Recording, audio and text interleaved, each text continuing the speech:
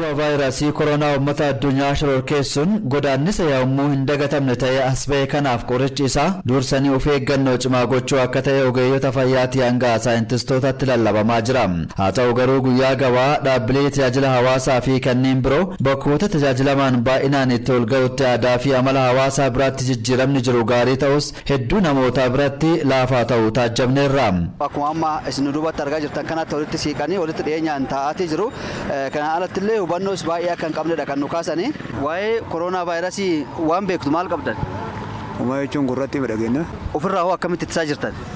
Ofirraa wanti ittisnu garuu jechuun karoorri wanti himamillee hin jiru.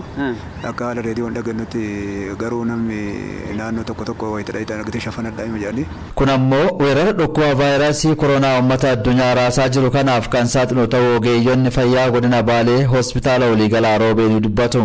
Yoo addaan fageenya meetira tokko qabxii 5 ol ta'e kan fayyadamnu yoo ta'e gama keenya dhufuu hin danda'u jechaadha. Kanaaf karaa kanaan ofirraa ittisuu qabna.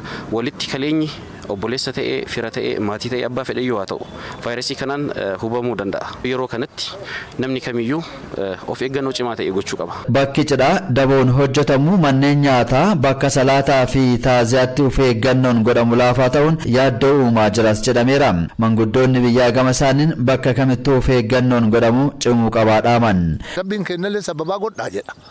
Sababaa dawaa godhaa jedha. Waan ammoo deebi'eetiin sababaa dhukkubaa isinitti ta'u irraa fagaadhaa jedha. Kanaafuu waan akka malqaa akka duraanii gabataa keessatti nyaannusan hin dhiifna akka gaafa dhibee kana rabbi nurraa oofuuti. Manillee dhiisuu qaba. Wayita ammoo bakka tokkotti hojjettan namni wal ga'uu kana hin tuffatina. Namni wayita wal ga'e waan ogeessi jedhe kana hin tuffatin.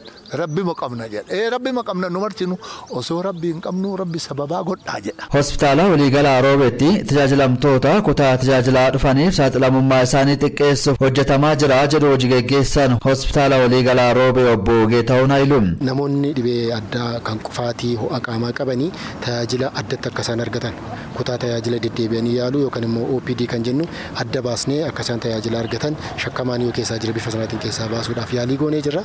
Kutaa ciisanii yaalamuutis bifuma kanaan namoota qufaa fi ho'a addaa qaban nama ciisee yaalamu kan ammoo adda baasnee akka isaan tajaajila argatan yaalii gooneetiin jirra. Hawaasni godinichaa fi magaalichaa garuu aadaa fi amala dhukkubichaaf isaan saaxilurraa of eegee dhukkubichaaf akka hin saaxilamneef of eeggannoo cimaa gochuu qabu jedhan.